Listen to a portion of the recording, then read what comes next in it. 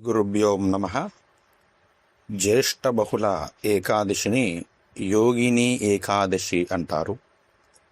ఈ యొక్క ఏకాదశి ఆచరణ చేత అనేక జన్మల పాపములు, పరస్త్రీగమనము వంటి దోషములు, అంతేకాకుండా అశ్వమేధయాగ ఫలము వస్తుందని శాస్త్రంలో చెప్పినటువంటి మాట. అంతేకాక దీర్ఘకాలిక అనారోగ్యాలు ఉన్నవారు, ఎంతకీ తగ్గనిటువంటి మొండి వ్యాధులు ఉన్నవారు ఈ యొక్క ఏకాదశి ఆచరణ చేయడం ద్వారా వాటి నుంచి బయటపడవచ్చు.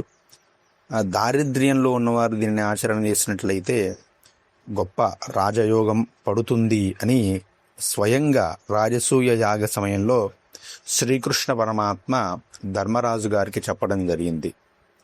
ఇది స్వర్గ, మర్త్య, పాతాళ లోకాలలో ప్రసిద్ధి చెందినటువంటి వ్రతమని, త్రిలోకాలలో దేన్నైనా కూడా సాధించవచ్చు అని శ్రీకృష్ణ పరమాత్మ చెబుతాడు. దీని వెనుక ఒక కథను కూడా చెప్పినాడు. ఈ కథ వింటే చాలు ఏకాదశి ఫలితం వస్తుందని కూడా స్వయంగా పరమాత్మ చెప్పినాడు. స్వర్గలోకంలో అలకాపురి అనేటువంటి నగరానికి రాజు కుబేరుడు. యక్షులు మరియు సంపదకు ఆయన అధిపతి. అతడు గొప్ప శివభక్తుడు. ప్రతిరోజు కూడా శివుణ్ణి పూజించడం కుబేరుడి యొక్క ఒక నియమం. పూజ కోసం రోజు ఉదయాన్నే మానస సరోవరం నుంచి గొప్ప గొప్ప పుష్పాలను, తాజా పూలను తీసుకురావడానికి హేమమాలి అనేటువంటి ఒక యక్షుణ్ణి నియమించుకున్నాడు. ఆ హేమమాలికి విశాలాక్షి అనేటువంటి ఒక అత్యంత సౌందర్యవతి అయినటువంటి భార్య ఉండేది.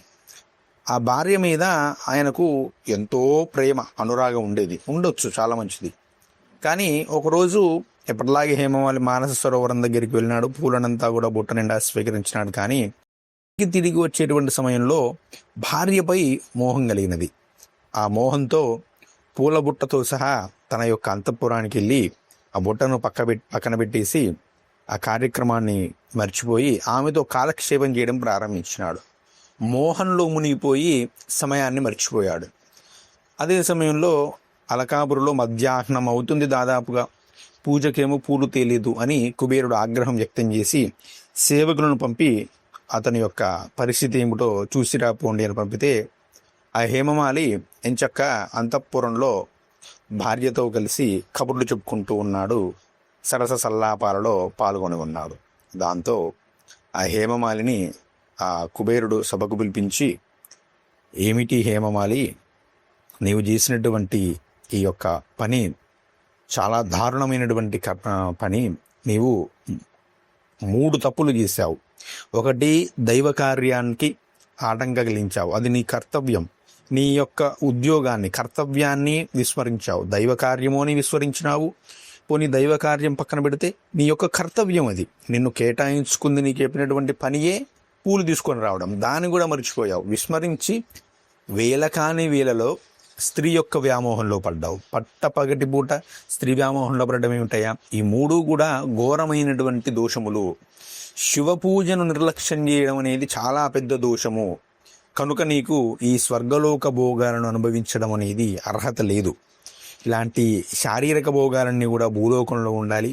పైగా నువ్వు పగటి పూట స్త్రీ యందు వ్యామోహాన్ని పొందినావు కాబట్టి, ధర్మపత్ని అయినా సరే పగటిపూట స్త్రీ యందు వ్యామోహం పొందకూడదు. అది ఒక దోషము. కాబట్టి నీవు దానికి పరిహారంగా కుష్ఠురోగితో జన్మించి నీ భార్యకు దూరమై దైన్యమైనటువంటి జీవితాన్ని గడుపుతావు అని శపించినాడు.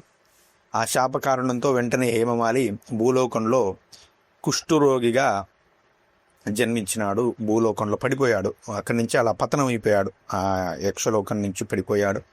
విపరీతమైన దుర్వాసన, చీము, రక్తం కారణం మొదలైపోయింది శరీరం నుంచి. భార్య ఎక్కడుందో తెలియదు. ఆకలి దప్పులు తట్టుకోలేక అడవుల్లో, కొండల్లో ఈడ్చుకుంటూ అలా శరీరాన్ని ఈడ్చుకుంటూనే తిరుగుతూ అలమటించిపోతూ ఉన్నాడు. రాత్రిపూట నిద్ర ఉండేదు, పగలు అన్నం దొరకదు. అయితే పూర్వజన్మలో శివ పూజకు తను సాయం చేస్తున్నాడు కదా, ఆ పూర్వపుణ్యం వల్ల అతని బుద్ధి మాత్రం స్థిరంగానే ఉంది. తన తప్పు మనసులో మెదులుతూనే ఉంది. అయ్యో, ఇంత పెద్ద తప్పు చేశానే, శివ పూజ ఎంతలు ఇంత తప్పు చేశానని తలుచుకుంటూ బాధపడుతూ ఉండేవాడు. అదృష్టవశాత్తు అలా తిరుగుతూ ఒకరోజు హేమవాలి మార్కండేయ మహర్షి ఆశ్రమం ప్రాంగణానికి చేరుకున్నాడు. మార్కండేయ మహర్షి బ్రహ్మదేవుడంతటి ఆయుష్య గలవాడు, గొప్ప తపోసంపన్నుడు. నడవలేని స్థితిలో ఆశ్రమంలో పడిపోయి ఉన్నటువంటి హేమమాలిని చూశాడు. ఆ మహర్షి జాలిపడి తన దివ్య దృష్టితో ఈ యొక్క విషయమంతా కూడా తెలుసుకొని ఆ యొక్క హేమమాలిని అనుగ్రహించినాడు. హేమమాలి కూడా మహర్షి పాదాల పడి స్వామి, నేను తెలియక చేసిన తప్పుకు ప్రాయశ్చిత్తం చెప్పండి, ఇది ఘోరమైన తప్పే కానీ ప్రాయశ్చిత్తం చెప్పండి అని, ఈ నరకయాతన నుండి నన్ను విముక్తి చేయండి అని ప్రార్థిస్తే మార్కండేయ మహర్షి, నీవు నిజాయితీగా నీ తప్పుకొని ఒప్పుకున్నావు, అక్కడితో కొంత పాపం పోయింది, మళ్ళీ చేయను అని నువ్వు నిర్ణయం తీసుకో, అంతటితో సగం పాపం పోతుంది. ఇక దానితో పాటుగా పరిహారం కోసం కొన్ని కర్మలు చేయాలి. అవి ఏమిటంటే జ్యేష్ఠ బహుళ ఏకాదశిని యోగిని ఏకాదశి అంటారు. ఆ ఏకాదశి వ్రతాన్ని నిష్టగా 2 పూటల ఉపవాసం ఉండి లక్ష్మీనారాయణుడిని తులసీదళాలతో పూజించి అర్చించేటువంటి ప్రయత్నం చెయ్యి. నీ పాపాలన్నీ భస్మైపోతాయి, నీ శాపం నుంచి విమోచన కలుగుతుంది. విమోచన కలిగి నీకు మళ్ళీ ఆ యొక్క రాజయోగం, నువ్వు కోల్పోయినటువంటి ఆ స్థితి అనేది కలుగుతుంది అని చెప్పినాడు. ఎలాగోలా ఆ హేమమాలి చాలా కష్టపడి ఆ ఏకాదశి రోజున ఉపవాసం అంతా ఉండి రాత్రి జాగరణ చేసి విష్ణుమూర్తిని భక్తితో ఆరాధించినాడు. వ్రత ప్రభావం చేత అతడి శరీరంలోని కుష్ఠవ్యాధి పూర్తిగా మాయమైపోయి తిరిగి దివ్యమైన రూపాన్ని, కాంతిని పొంది శాప విమోచనం కలిగి యక్ష యొక్క అలకాపురిని చేరి భార్యతో విశాలాక్షితో సుఖంగా జీవించినాడు. తన పని తాను మళ్ళీ యథాతథంగా చేస్తూ ఉన్నాడు అని శ్రీకృష్ణ పరమాత్మ చెప్పడం జరిగింది. కాబట్టి అంత గొప్పది యోగిని ఏకాదశి వ్రతం.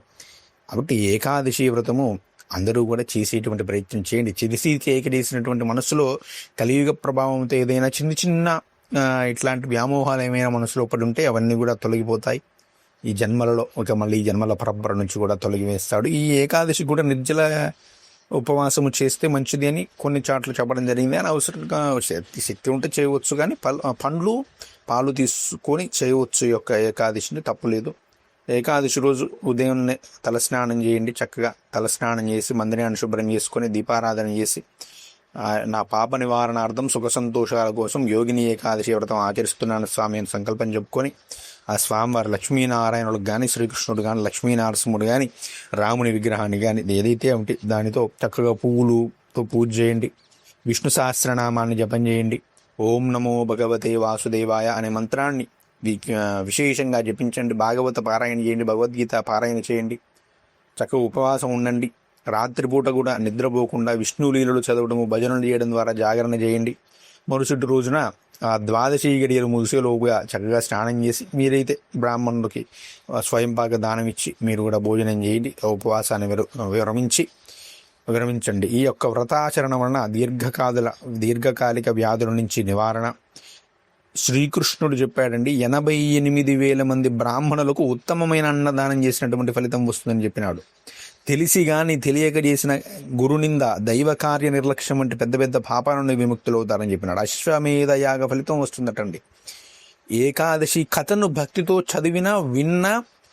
చదువుతుండగా వినిపించిన అశ్వమేధ యాగ చేసినటువంటి ఫలితం వస్తుంది.